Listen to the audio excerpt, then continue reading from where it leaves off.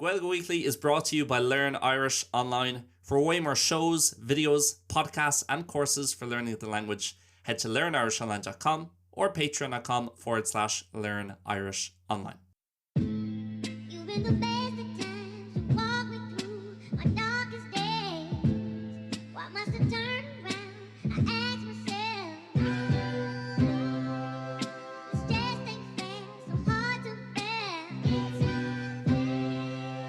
I'm not really sure these days.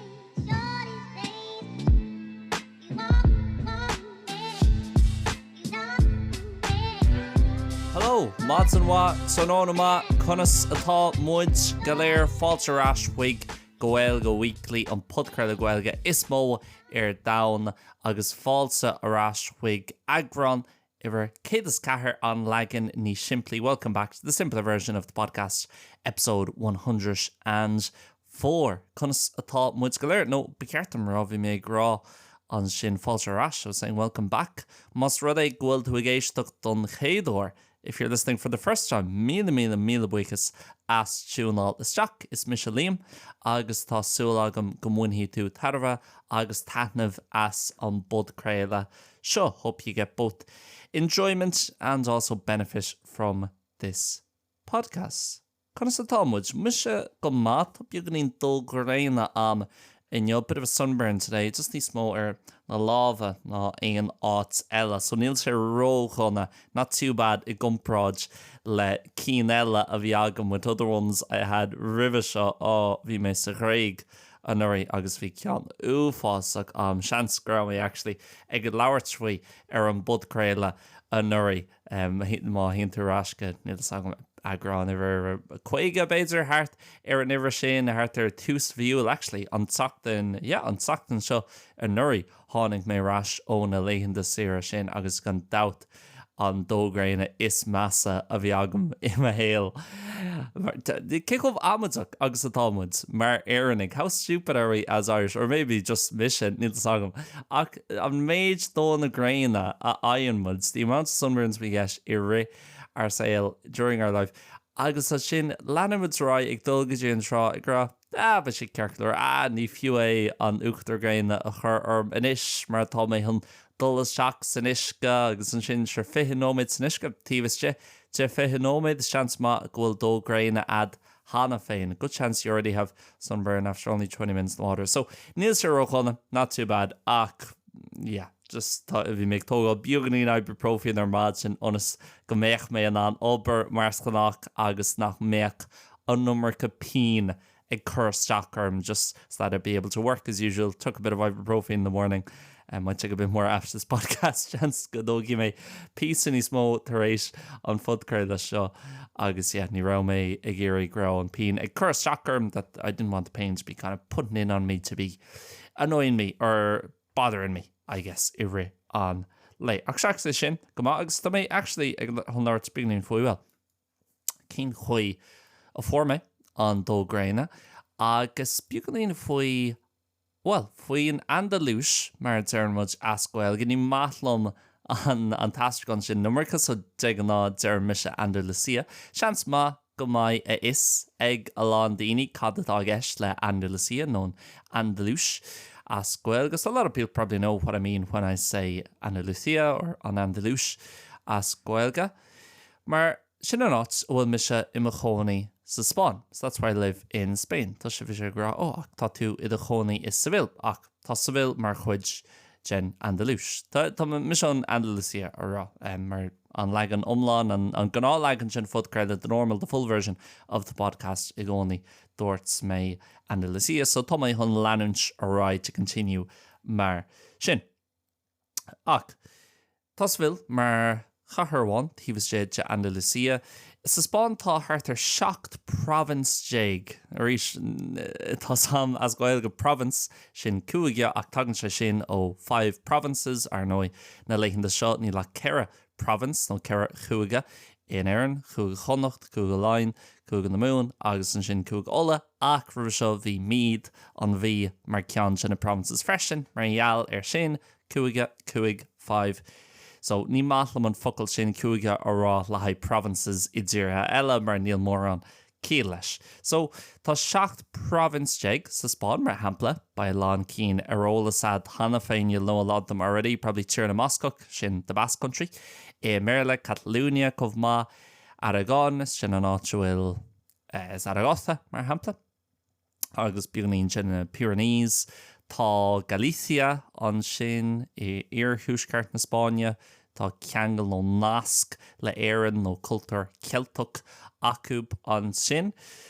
Comála sin na háts an eile, the other places, you have Murcia, you have the Valencia region, the Madrid region, Castilla y León, Castilla-La Mancha, las Islas Baleares, so sin na Hilán, Cosúla, Mallorca, Menorca, Ibiza agus Formentora, níl sagam Céantána matáir, tá siad san le chéile mar province óháin agus an sin the Canary Islands agus tá cúpla ceann eile La Rioja, Cosúla sin an fin, like the wine, agus Nevada, agus sin bíonna gach ceann acúb ceap, I think that's almost all them Extremadura, Colma, sin gach ceann, no bíonna gach ceann arnas. Agus, an ceann is mó, Madrid surface area, agus talamh land, in terms of land and the size, sin Andalusia. So, must really grow to in éasceacht na Spáine, river seo, if you were in the south of Spain before, chance ma grow to in Andalusia. Mar hampla, Malaga, Marbella, Córdoba, Seville, Arnoi, no Sevilla, mar glítar an seo, Sevilla as it's known here, Huelva, Jerez, tá cúpla teile mar hampla na háit san an cóngrach de Marbella, Estepona, Fuengirola, Seanscar daoine leighn de sira an sin Granada, Almería, Jaén, Gibraltar, must rud Gregorian Gibraltar. If Gibraltar counts, then Gibraltar as well, but of course caithú an Turan a hrasnú, caithú go hofigiúil an Spáin all officially leave Spain ag dul go Gibraltar, so is dócha go hofigiúil ní choiríonn sé sin, agus cúpla áit eile Cádiz, agus ba méid láirt níos mó faoi Cádiz, níos déanaí beidir an áit is fearr nó an áit is deise sa Spáin or in Andalusia arénos an seo in éasceart na Spáine. So bíonna gach áit really in éasceart na Spáine seachas beidir Murcia an sin san or éasceart in the southeast. Everywhere else really is part of Andalusia. If you look at the map of the provinces, it's by far the biggest one. Agus huimid in é gáit dar bhanam Isla Cristina. So tá se an congra, ní alna bailile, ní cathirí churbe, it's not a city, it's just a town. Agus tá sé sa congrach don Soran leis an Portugal. So fairly close to the Portuguese border, maybe 10k, 15k away from the border, beidir 10 kilometre, 2 kilometre deag ón Soran, ó Huron na Portugal. Agus, thug mé fi dar, ar nó I rit an tairí ag only bín mé ag labhairt faoi céicomh che, agus a bhíonn sé an seo is Seville, agus ní léon costa, ní léon airga agin an seo is Seville. We don't have a coast or any sea or water really, apart from the river. You can't go swimming in the river, ní féidir le dul snáb nó dul isteach san abhainn. So, of course, during the months of, let's say, May, June, July, August, September, so míana an tairí, agus na míana ina mín say al an che, the months in which it's very, very hot, bína lá daoine an seo is Seville ag dul go hot sanna an gcósta. Ní really go Malaga agus Marbella, not really Malaga agus Marbella, mar tá siad I bhádhain, ar there 3 or nó 4 or go le sa chóir, agus just vibe difriúil go thomláin an a touristí, agus cultúr an difriúil ní cultúr Spáineach atá ann an sin. Well, in Malaga písa ach Marbella ní ar churbe. So, téan daoine chuig Huelva, Cádiz, Jerez, níl Jerez ar an ggósteach tá sé congrach don chósta, agus just áit sanna difriúla is tóg an seo. Congrach don Portugal, idir má tá an léirscáil ad, if you have the map, idir éon áit really ar an ggósta, idir an Portugal agus Gibraltar. Okay, so Thomas J. Larrett really faoi na háit na sin, we're kind of speaking about those places. If you can imagine it on a map, má tá tú an a howlú ar an léirscáil nó níos fearr má tá an léirscáil ad an sin ar Google Maps nó áit éigean os the chur, no few bits are léirscáil physical, maybe even physical, an old school map. So you might be thinking, why in the world is this podcast coming out on a Tuesday instead of a Wednesday like usual? Well, that's because it is the free week on the LIO membership via Patreon. All the member shows and all the members' benefits are available to everyone this week. One of those benefits is you get Gaeilge Weekly 24 hours ahead of time. Also, down below in the description, there'll be a link for a Google Drive or a Google Doc. That'll have PDF for this specific episode, the specific version of Gaeilge Weekly. It'll have the most complicated words and vocab used as well as their translations. As an LIO member, you get that every single week. But more importantly, you get access to the member-exclusive shows. Éisteacht, Eipeasóid, leanúint, topic breakdown, líofa, speisialta, and so on. The best available shows for any Irish learner, regardless of your level.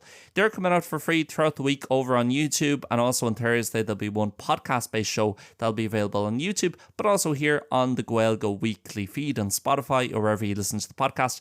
If you're interested in signing up, you can sign up for another 1 week free trial at Patreon, and then after that it's €7 a month plus VAT from then on. Patreon.com/learnirishonline, or just go into the Patreon app or website and search for Learn Irish Online and you should find us, no problem. As always, any questions, issues, give me a message on Instagram, Learn Irish Online, or an email, liam.learnirishonline@gmail.com.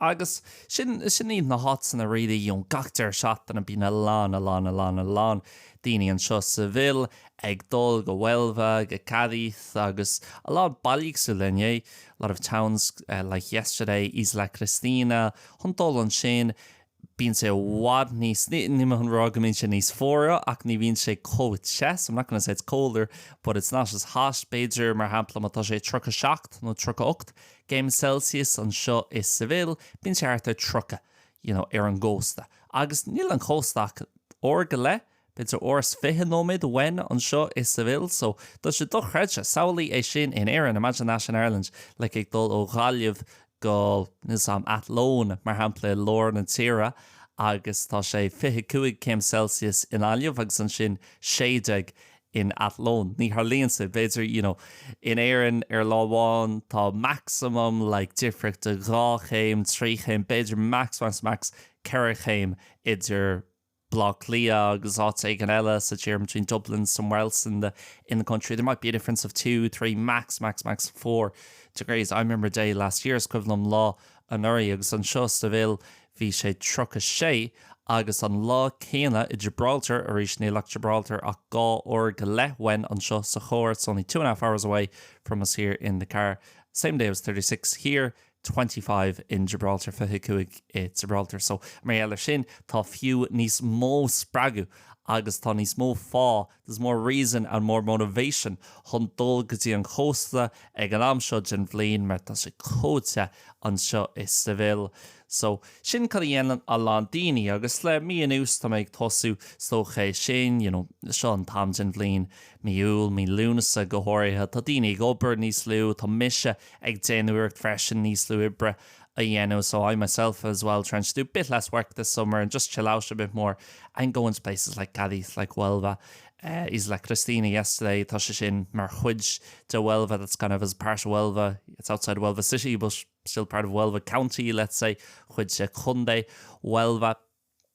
Agus tugan tú bhí nar haon tú wig na hots na sin go háirithe na bailí, especially the towns instead of the big cities. Wow, how lucky I am to be able to live here and how cool and different so many different parts of Spain. How big Spain is. Kick off more agus atá an Spáin. Rís nar bhín daoine smuoine faoin Spáin agus ag smuoine faoin Andalúis, beidir just smuoineann siad faoin Málaga, Torremolinos, Estepona, faoin Girola, Marbella, náit na sin ar an Costa del Sol.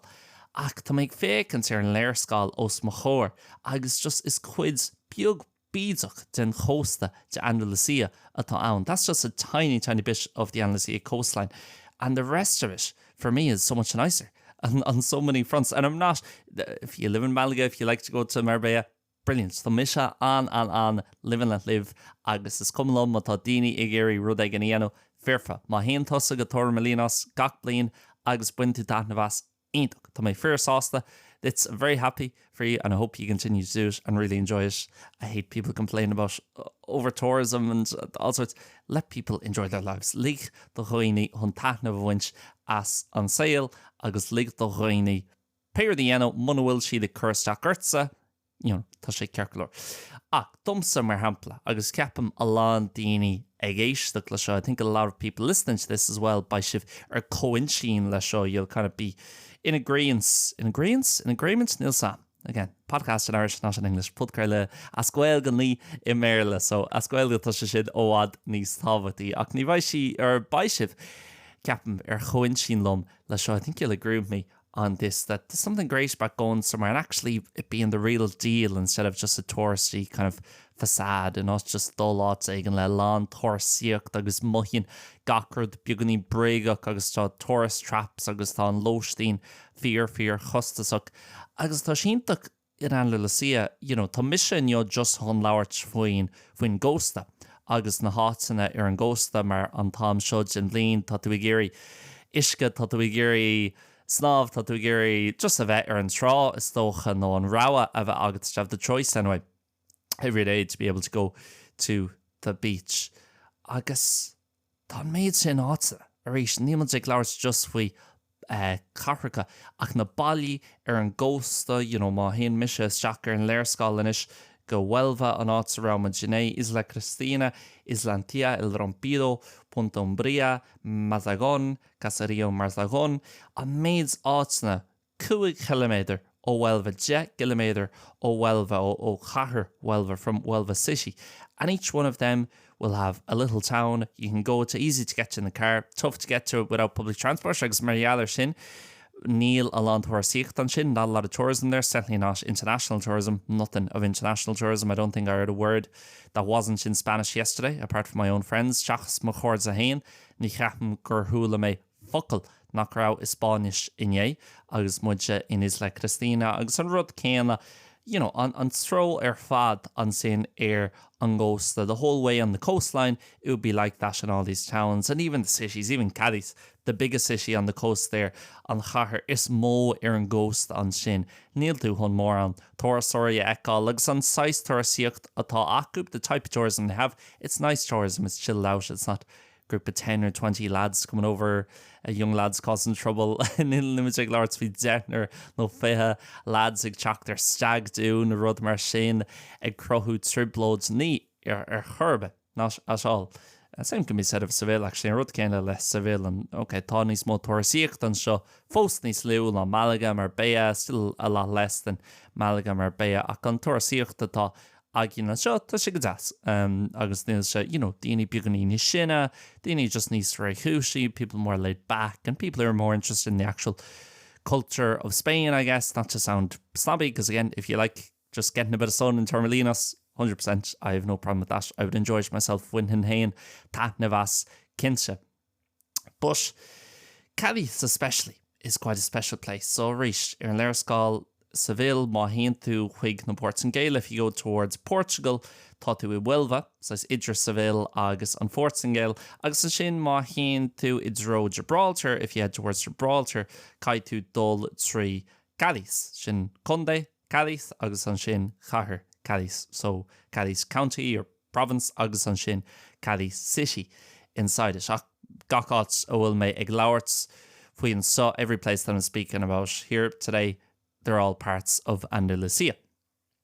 Agus hátainna sin a rís chun a bheith an dul an sin I gcóir an chóir all soch sear to get the car fairly cheap. Maybe you're paying €30 a day to rent, but it's €30 in an lei chun a chur nó all hís. An sin chun dul go bailile, no beidir just go Cadiz Chathair. Ní léon airport an sin, ní léon airport idirnáisiúnta, so mBéarla sin cai tú dul go Seville, agus a lán daoine ní le acu, cé go speisialta, cé go cool, agus cé go bhíntach, agus atá Cadiz, cé go bhíntach, agus atá na bailí timpeall ar Cadiz mar rís. They're not touristy spots, ní átainna chaúla iad, níl an tóir ar na hátainna seo. Tá sé different, tá sé different an dul áit éigean an sin, ag an próid le dul áit éigean gus le Venice, gus leis an Rove, gus le fiú Ilan ar an Idal nó Menorca, Mallorca. So an tactarach de stócha a bhfuil mé géirí chumach an seo. The message I kind of want to put out, má tá tú i géirí dul leon de sira gotí an Spáin.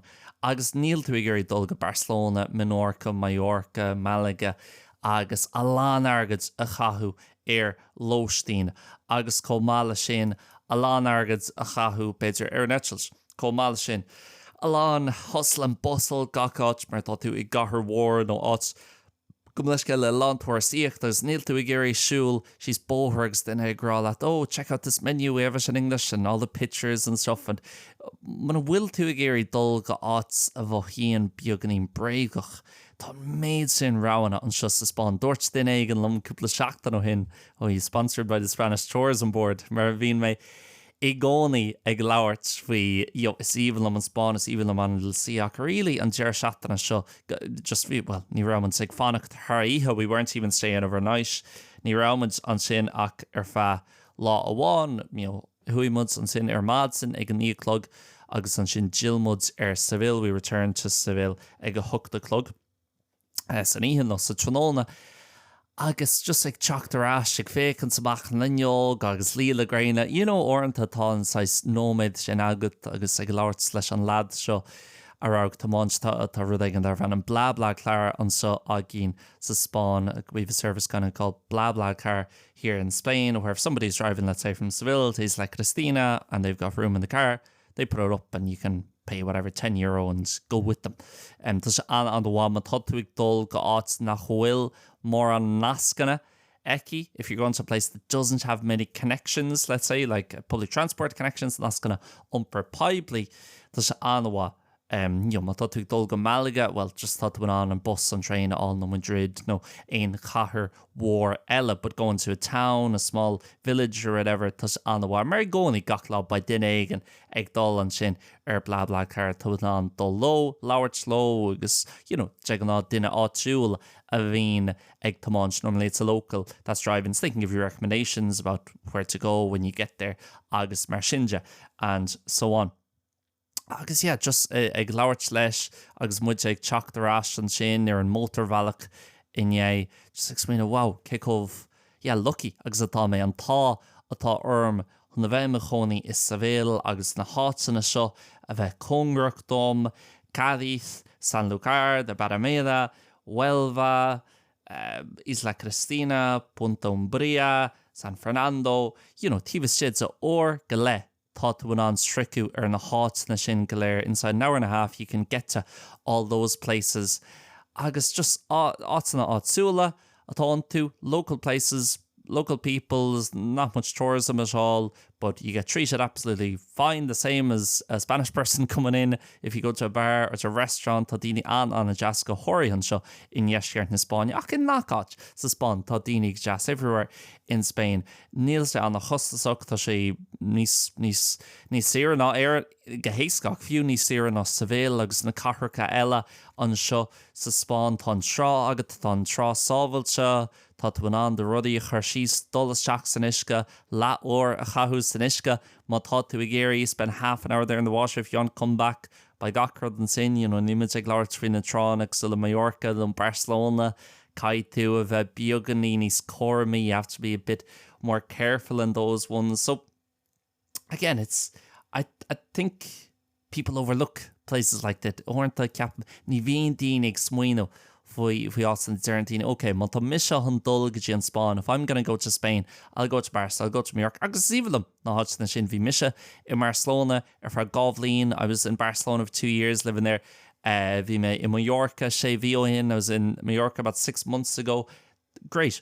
But má tá tú ag leir tócha an fear Spain. If you're looking for the real Spain, I say as an Irishman, someone who's not from Spain, and I'm never going to be able to say that I'm from Spain. Ní bhaid mé riomh nó go dó in an rá gras an Spáin mé, ní ar chur bags ní mé géir, tá mé an sásta chun a bheith ime éireannach. I'm very happy to be Irish, and I think as great as Spain is, there's a load of things that Ireland does a lot better than Spain. Tá a lán rudaí a dhéanann éire a bhhad níos fearr ná an seo sa Spáin. Bhí muid actually ag labhairt leis an Tománaí in the driver yesterday bhí sesin ag tuairteach faoi XYZ sa Spáin agus thug mé fiar wow actually yeah tá na rudí sin níos fearr in air and those things are better in Ireland agus orintha déanann tú dearmad ar sin agus ní mé géirí ar an budcar le seo. I don't want this podcast for it to sound like I'm always saying Spain is brilliant. No, I think a lot of things are much better in Ireland than in Spain. Tá lá rudí a bhhad níos fearr in air an ná mar tá siad sa Spáin agus tá sagam ma situation hain posted idir náisiúnta bheagam to have kind of an international job not in the Spanish economy ní in economiacht na Spáine tá sin níos éasca marall ar sin agus tá sé an lís fearr agam an seo marall ar sin ach really ma tá tú gurí tacht an so agus an fear Spáineacail tá tú an éasca or tá tú an dhéanú comhéasca sin you can do it so easily Séige sa bhfuil agus lá nó cho a chahann siomar sa bhfuil freisin an fear Spáin atá má híonn tú go hagrán iwwer 62 de Gaeilge Weekly. If you go back to episode number 62 of the show, I did a full episode talking about Seville, why I like Seville, why I live here, and so on. Seans gohfuil cúpla episode eile actually ar rinne mé ar Seville, things a few other episodes, but that's probably the main reference point beidir an ceannas mó agrán iwwer a 62. Ach, lá nó go an seo, tá don an eitiil si all ó churcaig, ó bhlá clia, teile, ní ceapan ach tá tú an eitiil seáil go Faro, agus níl Faroach, or chléig beidir ó Isla Cristina mar hampla an áit and yeah, it's only about an hour from the place where yesterday, Faro Airport's only an hour, even less from the Spanish border. Huron na Spáine. Tá tú an eitiiltáil ó Lá Clia, ó Bhéal Feirste, ó Airfort na Sionana, ó Nach, ó churcaig níl sam, ach bil na gach Airfort in Éireann, nó na cín idirnáisiúnta, Bhéal Feirste, Lá Clia, Sionan, Nach, agus churcaig.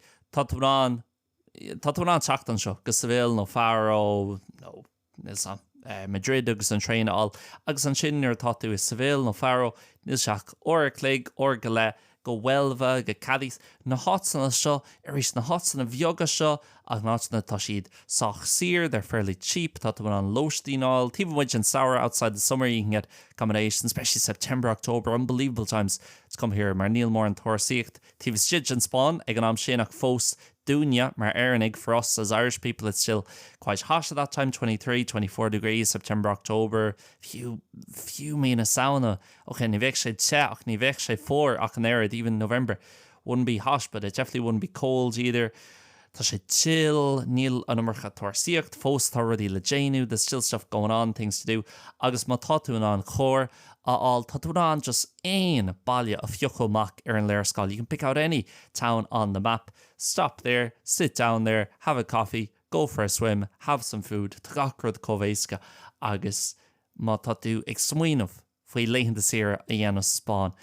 Please, please, please, let the hell smuoinú faoi teacht Gandalsia in éasca na Spáin, agus ní ó bháin go mar béamáil aris má tá tú ag géir sin a dhéanamh fearfa déine ach má tá tú ag géirí rud ag an beag níos mó tá méid san áit. Agus tá mise aris féach ar an léirscáil, look at the map, tá mise ag leir trú Huelva agus Cádiz, níos sin nach gá áit an seo in Andalusia freisin. Tá Córdoba okay, tá mise ag leir sin is faoi áit sanna nach bhfuil ar an ghost, they were speaking now about places that aren't on the coast, Córdoba, Jaén, tá Sierra Morena, agus Sierra Nevada, tá tú an scíal í dhéanamh.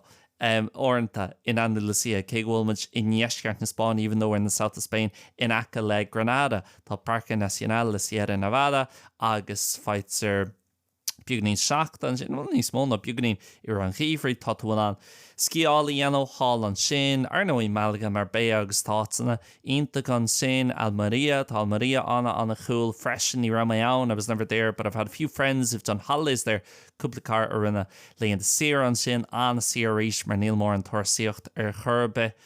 Agus, fiú na hásanna níos mó, cosúla Seville, cosúla Málaga fós, má híonn siad soch Spáineach, má híonn siad soch áitsúil, má tá sagad, they still feel fairly Spanish, fairly local, if you know, kind of cinát becheartid dul. So, yeah, níl sam, tá sam grau, beagnaín ar fud na háid, is a bit all over the place, but just like Laurach agus ag smuoinú faoi sin in think about that yesterday, how lucky I am to live here, so close, again, within an hour and a half, to the coast. Look at the map again, Madrid, how difficult it would be. Kick off Dakar agus a bheith sé hun stricu an Ghosta to get to the coast from there. So hun a bheith seo sa bhil, hun a bheith an dul, go Cádiz, go Huelva, go Gian Fortin Gael few across the borders to Portugal, even no checks there on the border, gan ein Ceisteanna, just dul an sin. An chur, níl chur agam mac dul I gcóir le duine ag an eile, going to car with someone else an chur, ág á lát éigen, dul ag snáb, gacrad sábailte, tá rudí sir, fear, culture áitsúil atá, tá daoine go deas, iontach fad. Agus fear bhuiach, nar bhín méid leabhart faoin na rudí seo an budcréile. When I speak about these things in the podcast, I'm not trying to say, oh, Spain is brilliant, move to Spain, forget about Ireland. No, it's even am éire.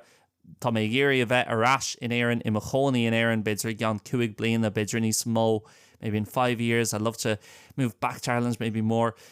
But, both countries have advantages, disadvantages. I wouldn't say anyone is better than the other. Níl mé chun rá, bhfuil ceann amháin níos fearr ná ceann eile ní ar churbe, ach is even an áit seo, is even an fear spáin agus a rís. Tá méid sin ráhanna. Má hagan tú an sugadtí an Spáin agus ní bháin Andalusia, sin one of 17 provinces. Fechar Valencia an méid sin Bali, Congrach de Valencia, agus tá tú an lóistín all an sin.